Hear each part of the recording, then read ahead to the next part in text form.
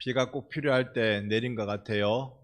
그래서 산불도 이제 많이 예방될 것 같고, 저는 개인적으로 이 황사가, 미세먼지가 쭉 사라지고 있는 것 같아서 콧구멍으로 숨을 쉬는 게 신선한 것들이 들어와서 행복한 시간입니다.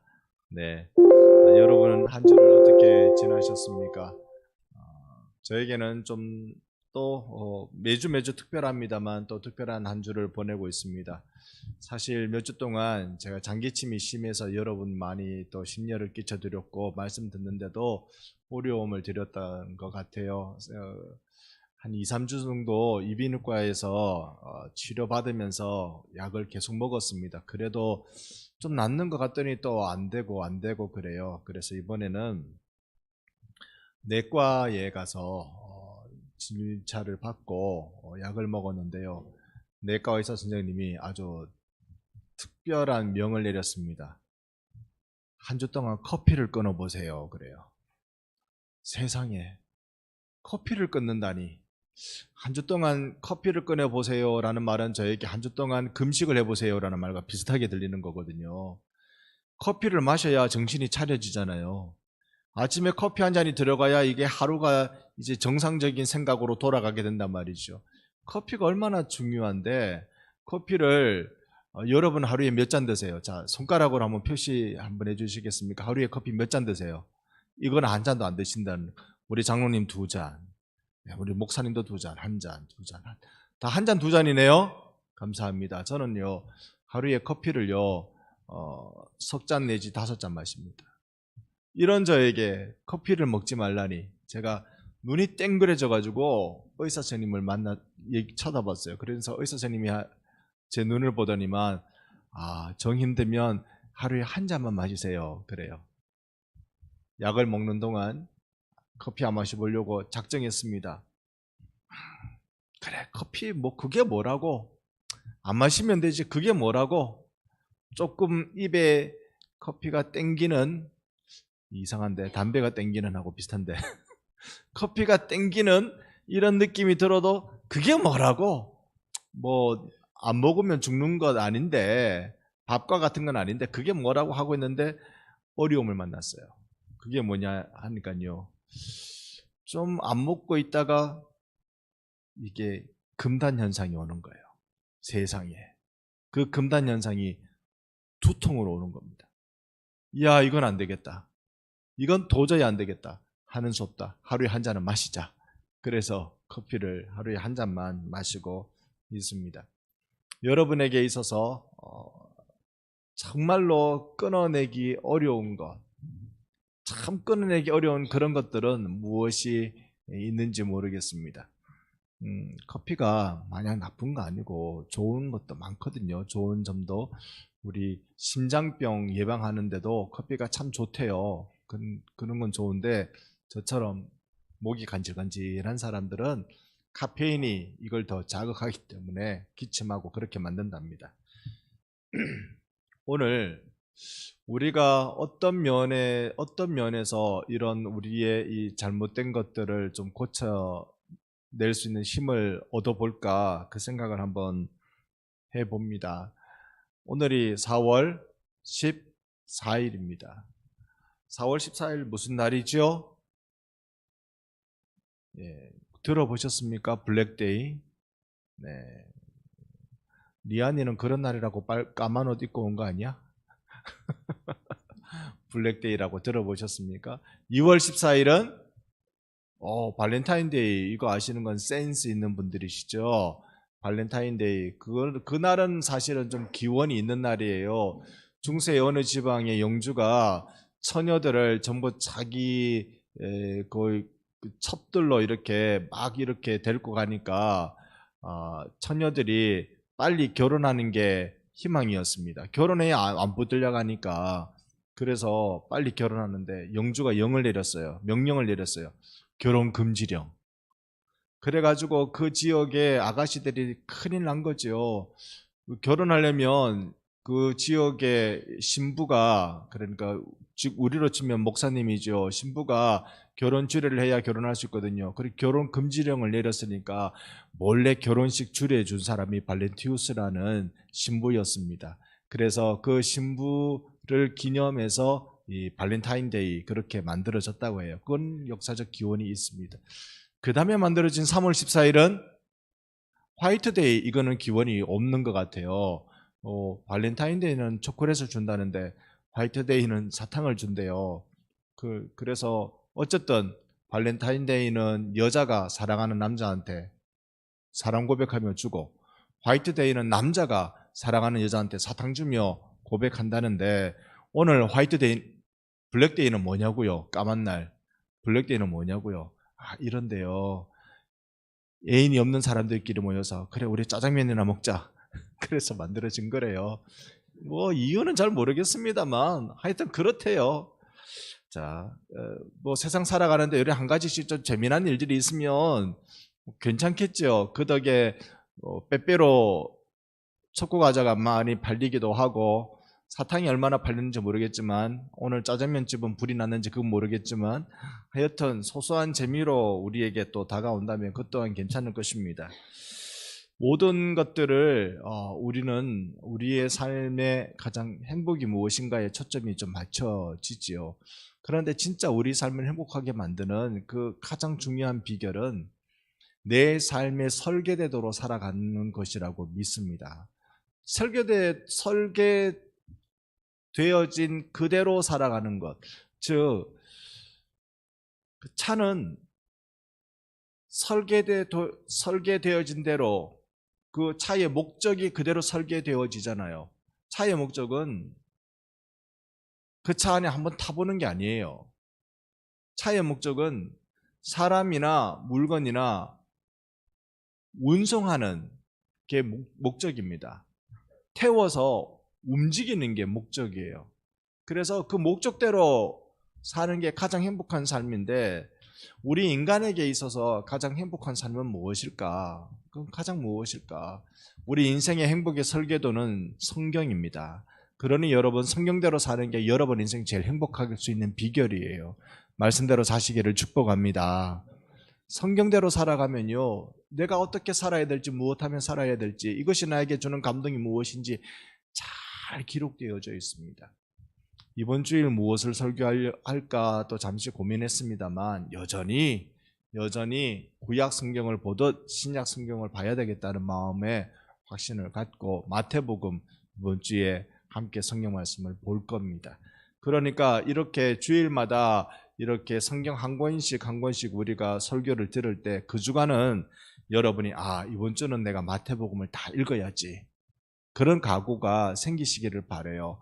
또 마태복음 할 때, 또 마가복음 할 때 계속 그 성경 한 권을 여러분 주중에 쭉 한번 읽어 보시기를 바랍니다. 오늘 우리가 마태복음 그 4장 부분을 읽었는데, 여러분과 잠시 짧은 시간이지만 한번 나누고 싶은 게 1장부터입니다. 1장을 잠시 한번 펴보시면요, 성경을 읽어가다가 제일 시험 드는 게 이런 거래요. 이제 내가 새해를 맞아 성경 한번 읽어야지 라고 할 때 창세기를 읽으니까 그렇게 재밌대요. 창세기를 읽으니까 막 옛날 그 고대의 이야기들 막 재미나게 읽어가서, 출애굽 읽어가는데도 전반부는 그렇게 재밌게 읽어가요. 근데 딱 20장 이후부터 나타나는 게 성막의 설계도가 거기서 나타나거든요. 22장인가요? 성막의 설계도가 한참 나타나요. 그러니까 읽어도 무슨 뜻인지 모르겠고 은혜도 안 되고 막 그래요. 안절부절하다가 그러면 출애굽기 뒷부분은 좀 어렵겠다, 넘어가자. 그 다음 성경은요, 출애굽기 다음의 성경은 레위기. 이건 야단났어요. 읽을 때부터 바로 힘들어요. 전부 다 제사 제도에 대한 내용이니까 읽을 때부터 너무 어려워서 구약 성경은 나랑 안 맞아. 복음서를 읽어야 돼. 신약 성경으로 가야지라고 마태복음을 딱 가는 순간 1장부터 시험 들어요.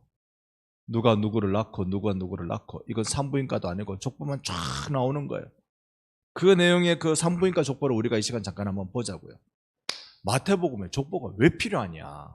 이거부터 잠깐 말씀드리면 복음서는 총 몇 권이 있을까요? 4권이 있습니다. 한번 말씀해 주실래요? 마태, 마가, 누가, 요한, 이 4개의 복음서가 있습니다. 그런데 각 복음서마다 그 특징이 있어요. 그 특징을 예수님을 누구라고 표현하느냐로 지어지는데 마태복음은 예수님을 왕으로 표현해요. 왕으로 표현하니까 우리가 여러분 성씨가 어떻게 되십니까? 저는 박시성을 씁니다. 박가인데요. 박가는 그 조상이 하나래요. 여러분 아십니까? 박가의 조상 박혁거세래요. 이 박혁거세는 알에서 태어났다는데요. 우리가 계란도 아니고 알에서 태어났대요. 그래서 그러나 그런 신화적 배경을 갖고 있지만 또 이렇게 쪽에서 박혁거세의 몇 대 손이다, 몇 대 손이다 이런 이야기들을 하지요. 그래서 족보가 다 있습니다. 양반네들은 더 이 족보를 아주 목숨처럼 귀하게 여겼던 것이 조선조 시대였고요.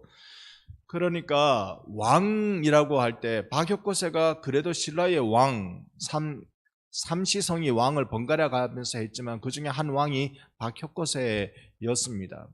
여러분 이시성을 가진 이는 조선 왕조를 건국한 이성계의 그 전주이시가 돼야 되죠. 이시성을 가지고 고려시대 때 왕의 성은 어딘지 아세요? 왕입니다. 고려시대 때 왕의 성은 왕입니다. 왕가.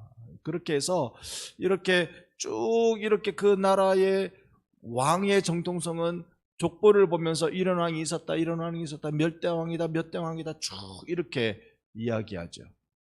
예수님을 왕으로 표현하는, 왕으로 설명하려고 하다 보니 마태복음에는요 족보가 딱 등장하는 거예요.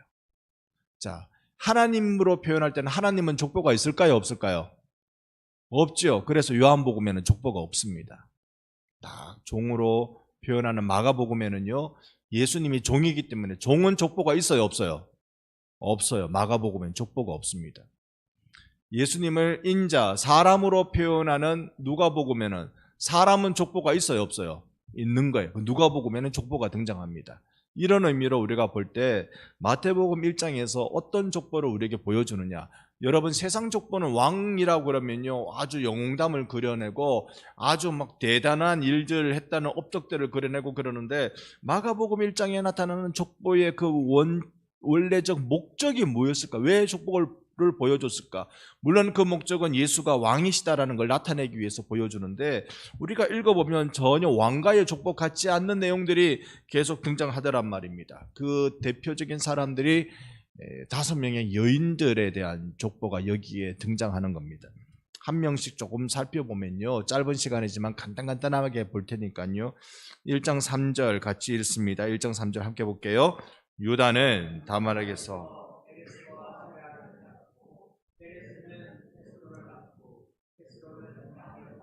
유다는 누구에게서? 다말에게서. 구약을 조금 창세기를 좀 읽으신 분들은 아세요. 유다와 다말 사이는 부부 사이입니까? 아니죠. 어떤 사이죠? 시아버지와 며느리 사이예요. 이거 완전히 콩나물 집안이네요. 이거 콩나물이 안 하고 콩가루 집안이라고 부르죠. 이거 완전 콩가루 집안인데요. 시아버지와 며느리 사이에 태어난 아이가 왕가의 족보에 올라와 있다. 또 5절에 보면 살모는 누구에게서 보아스를 낳아요? 라합. 라합은 누굽니까? 여리고 성의 기생입니다. 기생이 왕가의 족보에 들어가 있다? 그 구절을 5절을 조금 더 보면 이 보아스를 낳았는데 보아스는 또 누구에게서 오벳을 낳아요? 룻은요 과부예요. 이스라엘 백성들하고는 절대 결혼할 수 없는 모압 사람이에요. 거기서 오벳을 낳는다. 이거 우리 머리를 복잡하게 만드는 것입니다. 6절에 보니까 다윗 왕을 낳으니라. 다윗은 누구에게서? 이거는 뭐 어떻게 되는 거예요? 우리아에게서라고 하면 우리아가 여자 이름인갑다 싶은데 우리아의 누구에게서 아들을 낳아요? 이거는 이거는 아주 이제 심각해지는 거예요. 이건 너무 도덕적으로 너무 심각해지는 거예요. 다윗이라는 이 위대한 선왕이, 대왕이 우리아는 자기 부하 장군입니다. 부하 장군의 아내에게서 자기 아들을 본다. 스토리를 궁금하신 분은 사무엘 하를 열심히 좀 읽어보시기를 바랍니다. 이거 막 부끄러움이 넘쳐나는데요.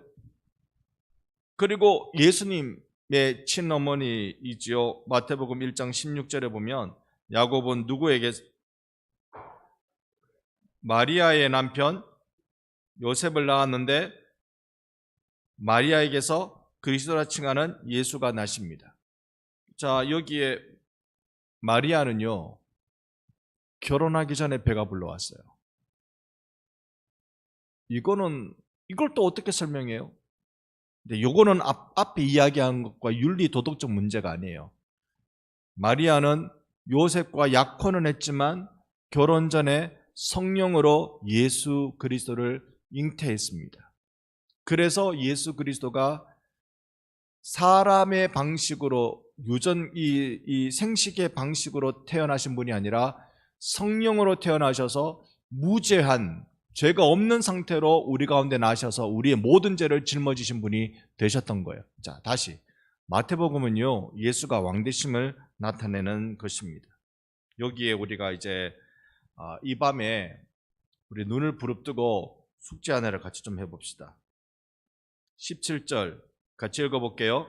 그런즉 모든 대수가 아브라함부터 다윗까지 14대요 다윗부터 바벨론으로 사로잡혀갈 때까지 14대요 바벨론으로 사로잡혀간 후부터 그리스도까지 14대라. 14대가 몇 번 나옵니까? 3번. 그러면 총 몇 대가 돼요? 42대 맞습니까? 14를 3번 곱하는 거니까 생각하면 42가 나오는 것 같아요. 여러분, 이 아브라함부터 다윗 때까지 여러분 성경을 보시면서 손가락을 이렇게 해가지고 가면 따라와 보세요. 지금 손가락으로 해가지고 따라와 보세요. 대수가 어떻게 되는지. 자, 아브라함부터 달려갑니다. 아브라함 2절부터 가는 거예요. 이삭, 야곱, 유다, 베레스, 세라는 형제니까 베레스가, 헤스론, 람, 4절에 아미나답, 나손, 살몬, 5절에 들어갑니다. 이제 살몬은 보아스, 오벳, 이세, 6절에 이세는 다윗. 14대 맞죠? 14대를 낳았어요. 제가 이걸 벗어야 글씨가 보이네요. 14대를 낳았어요. 우리가 몇 절까지 했대요? 6절까지 갔죠. 자, 다윗은 그러면 누구를 낳아요? 6절에 솔로몬, 그 다음에 르호보암, 아비야, 아사, 여호사밧, 요람, 우시야, 요담, 아하스, 히스기야, 므낫세, 아몬, 요시야, 바벨론으로 사로잡혀 갈 때 여고냐까지. 맞나요? 아니요. 사로잡혀 가기 전까지를 헤아려야 돼요. 17절에 보면, 17절에 눈을 돌리면 다윗부터 바벨론으로 사로잡혀 갈 때까지 여고냐를 여기 넣을까요? 말까요? 넣는 걸로 치면 또 14. 12절부터 또 헤아려 봅니다. 여고냐는 했으니까 스알디엘, 스룹바벨, 아비후, 엘리, 아김, 아소르, 사독, 아킴, 엘리훗, 엘라살, mat단, 야곱, 요셉. 뭐 이게 하나 모자랐는데? 요셉 다음에 예수님이잖아요. 뭐 하나 모자라지 않나요? 그러니까 14가 지금 나온다고 17절에 말씀했는데 14, 13, 14 또는 14, 14, 13이 나와요. 제가 드리는 말씀 이해 안 되시면 지금 주무셔야 되는 시간인 거예요.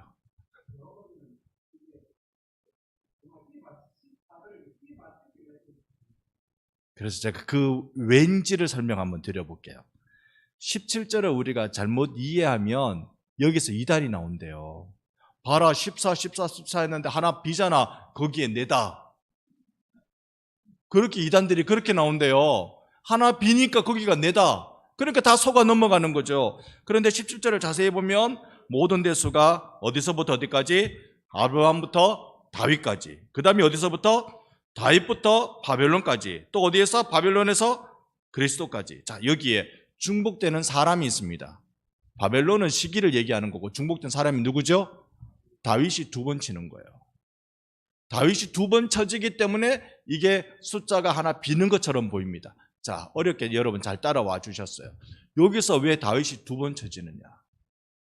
마태복음 족보에서 다윗을 그만큼 위대한 왕으로 드러내는 겁니다.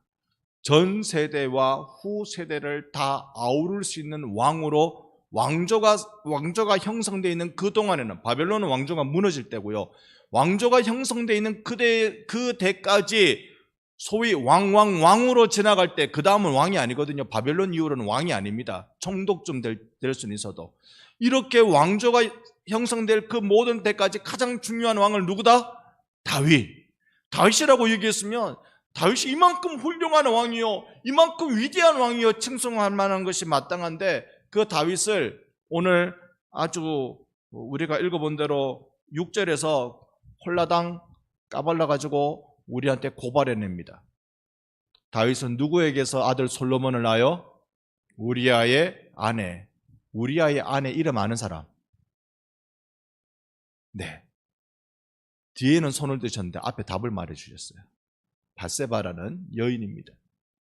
그러니까 가장 숨기고 싶은 부끄러움, 덮어두고 싶은 가장 치욕스러움, 이걸 확 드러내버린 겁니다. 왜 그랬을까요? 족보에서 왜 이런 사실 여성의 이름을 쭉 등장하는데 그 여성들을 기억하면 족보가 부끄러운 족보가 돼요. 그 여성이 잘못한 게 아니라 이 여성을 대하는 남성들의 그 과오가 매우 심했거든요. 이걸 드러내면서 부끄러움이 드러나는 거예요. 왜 그랬을까요? 죄와 사망 가운데 살고 있는 우리들을 아들 예수가 오셔서 구해주실 것을 우리에게 보여주시기 위한 족보라는 겁니다. 그러니까 우리가 잘났다고 얘기하는 사람들은 다 못난 사람들이에요. 하나님의 관점에서는 그래요. 잘났다고 말하는 모든 사람들은 하나님 관점에서는 못난 사람이에요. 우리가 못났다고 스스로 말하는 사람들이 하나님 관점에서는 하나님의 귀한 자녀가 될 수 있는 자들 되는 겁니다. 왜냐? 못났기에 아들 예수가 필요하거든요. 자, 이렇게 해서 죄와 사망에 갇혀있는 우리들을 살려내는 왕으로 오신 예수를 보여주고 싶으셨던 것입니다. 이 왕으로 오신 예수님이 이제 우리가 뛰어넘어서 4장으로 들어가서 시험 받으시는 때가 왔습니다. 4장 1절인데요. 같이 한번 1절 읽어봅니다. 그때에 예수께서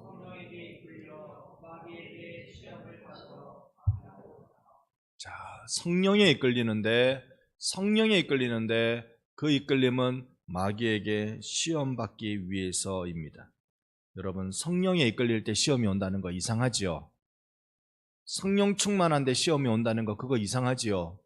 성령님이 나를 붙들어 끌고 가 주시는데 그때 시험을 받는다, 이상한 거예요. 그런데 실제로 우리의 신앙생활은 그렇습니다. 마귀에게 있어서 소위 그 요즘은 무슨 리스트 명단들을 쭉 이야기하는데 마귀에게서 명단이 한 3가지 정도 있답니다. 3가지 정도. 하나는요, 얘는 우리 편. 마귀가 가지고 있는 명단이, 그런 명단이 있대요. 얘는 우리 편. 여러분, 거기엔 여러분의 이름이 없기를 바랍니다. 얘는 우리 편. 박경일, 얘는 우리 편. 아이, 좋아. 얘만 있으면 교회에 분열을 일으키고 성도들을 실망하게 만들고 낙심하게 만들고 뭐든지 안 된다 그러니까 다 안 될 것밖에 없고 얘는 너무 우리 편이야. 딱 맞아. 두 번째 명단. 가만히 놔둬도 되는 사람들, 가만히 놔두면 알아서 낙심하고 알아서 실망하고 알아서 자빠지고 알아서 시험 드는 그런 사람들, 마귀가 손쓸 필요도 없는 거예요. 그래서 딱 한 부류 블랙리스트가 있다는 거예요. 마귀에게 있어 블랙리스트. 얘는 가는 곳마다 예수의 힘으로 살려내는 일을 하는 게 전공이야. 얘는 우리가 조심해야 돼. 얘는 어떻게든지 우리가 올무를 넣든지 박해를 가하든지 아니면 혼돈을 주든지 어떻게 해서든지 얘는 나자빠지게 만들어야 돼. 마귀들의 회의 속에 나타나는 블랙리스트, 제거 대상 명단, 거기엔 여러분의 이름이 보이기를 바랍니다. 내가 예수의 이름으로 가는 곳마다 축복하고 가는 곳마다 생명 살리는 일, 그 일을 우리가 하기를 원합니다. 자, 그러는 자들에게 시험이 가는 거예요. 그냥 마귀가 닌 우리 편, 마귀가 얘는 가만히 놔두면 알아서 그냥 좌절해. 그런 사람들 마귀가 뭐하러 시험하겠어요?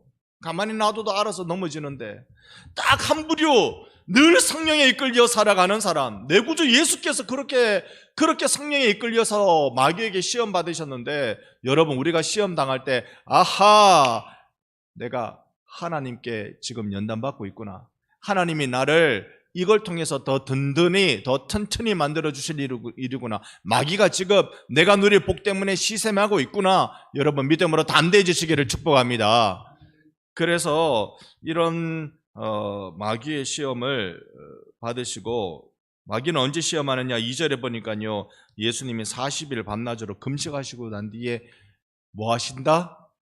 예수님이 금식 후에 어떻게 된 상태예요? 배가 고픈 거예요. 40일 금식, 그거 하는 사람 봤다니까요. 제가 했다는 말은 아니고 전 4일 금식도 어려워요. 40일 금식하면 그거는 그냥 죽고 싶을 때 하는 거예요. 그거는 안 되는 거예요. 근데 40일 동안 굶었으니 얼마나 배가 고프겠어요. 얼마나 힘들겠어요. 금식기도 하신 분 그래요. 한 15일, 20일쯤 지나가면 저 돌이 빵처럼 보인대요. 제가 정확하게 들은 말은 저 개구리가 떡처럼 보였대요. 주워 먹을 뻔했대요. 그거를 덥석 주워서 먹을 뻔했대요. 개구리가 진짜 떡처럼 보여가지고. 그러면 죽는 거예요. 금식하다가 죽는 사람이 많답니다. 그러면 큰일 나는 거예요. 이렇게 배가 한참 고플 때 마귀가 시험한다. 우리가 제일 약해져 있을 때 시험한다는 건 맞는 것 같습니다. 자, 그러면서 예수님은 며칠 동안 금식하셨다고요? 40일. 왜 40일일까? 왜 40일일까?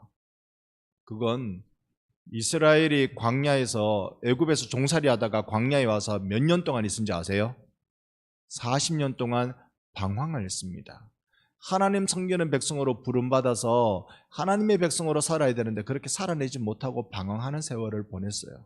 과연 사람은 하나님을 섬기지 못하는 것인가? 그 한계를 극복해내시는 것이 예수의 40일 금식이었습니다. 그 한계를 극복해내면서 시험 받으셨는데, 세 가지 시험이라는 거 우리는 알고 있습니다만 그걸 좀 넘어서 오늘 우리가 읽은 10절 말씀 같이 한번 10절을 읽어봅니다. 이에 예수께서 말씀하시되 사탄아 물러가라, 기록되었으되 주 너희 하나님께 경배하고 다만 그를 섬기라 하였느니라. 아멘. 예수님의 이 시험을 통하여서 사탄을 물리치심을 봅니다. 사탄이 예수님의 책망에 떠나가기 시작한 겁니다. 그런데 예수님이 하신 책망을 자세히 들여다보면 사탄아 물러가라 해놔놓고 물러가야 될 이유를 설명하고 있죠. 그 이유가 뭡니까? 성경에 이렇게 기록되었는데 주 너희 하나님께만 경배하고 다만 그를 섬기라. 우리가 하나님께 경배하고 하나님을 섬길 때 사탄이 떠나가게 될 줄 믿습니다. 이게 성경이 우리에게 알려주는 영적 전쟁의 비결이에요. 영적 전쟁은 사탄아 물러가라 라고만 한다고 되는 게 아닙니다. 귀신아 물러가라 한다고 물러갈 귀신이면 그게 귀신입니까? 여러분, 귀신은 우리가 물러가라 한다고 물러가는 게 아니라 우리가 하나님을 온전히 예배할 때 귀신은 그 현장에서 떠나게 되어 있어요. 왜 귀신 들린 사람들한테 가서 왜 예배 드리고 왜 찬송하고 그러는 줄 아세요? 하나님의 임재가 거기에 있는 그 순간 귀신은 떠나가는 겁니다. 우리가 말로 물러가라 물러가라 한다고 되는 게 아니고, 우리가 하나님께 경배하고 하나님만 섬겨나갈 때 내 마음이 하나님으로 충만해질 때 사단이 있을 자리가 없는 거예요. 그래서 마귀가 떠나가기 시작하는 것입니다. 오늘 왕으로 오신 예수님께서 우리들에게 보여주시고 가르쳐 주시는 거 한 가지가 뭘까요? 우리의 더러운 허물을 잘 알고 계세요. 막 부끄러워서 숨기고 싶은 거. 내 아들이요, 내 부하 장수, 와이프, 내 눈에 쏙 들어와가지고 그렇게 하다 생겼어요. 얼마나 숨기고 싶어요. 얼마나 숨기고 싶어요. 왕의 힘으로 숨기려고 작정하면 숨길만 하지요. 그러나 다윗은 선지자의 책망에, 하나님의 원펀치에 나자빠지면서 철저한 회개를 해서 하나님 앞에 인정받은 사람입니다. 잘 살아서 인정받은 게 아니라 철저한 회개를 해서 인정받은 사람입니다. 오늘 우리 부끄러운 거 많습니다. 우리 숨기고 싶은 거 한두 가지가 아니에요. 제 인생의 스토리를 여러분이 다 알기를 원치 않습니다. 우리가 각자가 참 가두어 두었으면 좋겠다 싶은 그 모든 것을 알고 계시는 예수께서 내 속에 쑥 들어오시는 거예요. 내 안에 깊이 들어오셔서 너가 이런 죄악 가운데 있음을 내가 잘 알지만 내가 너의 왕으로 온다. 너가 하나님의 백성이 되도록, 너가 하나님의 자녀가 되도록 내가 너의 왕으로 이 시간에 온다라고 마태복음에서 우리에게 알려주고 있는 것입니다.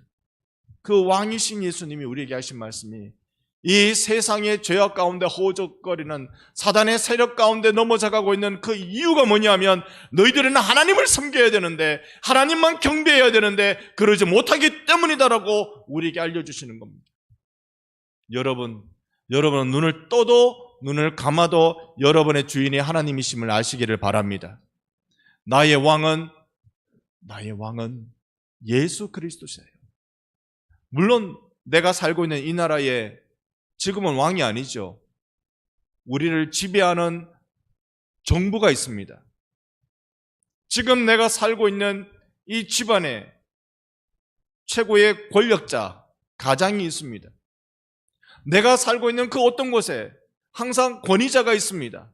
그러나 나는 하나님을 섬기고 하나님만 예배하는 자예요. 하나님을 섬기고 하나님을 예배하는 자이기 때문에 지금 내 눈앞에 있는 권위자에게 순종하는 겁니다.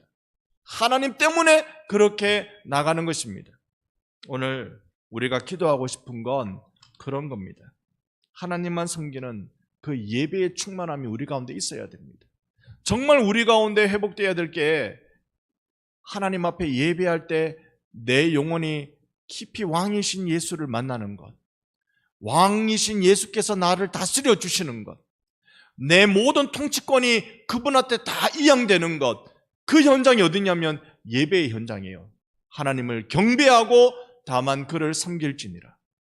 우리의 예배 현장이 회복되도록 우리 기도해야 되겠습니다.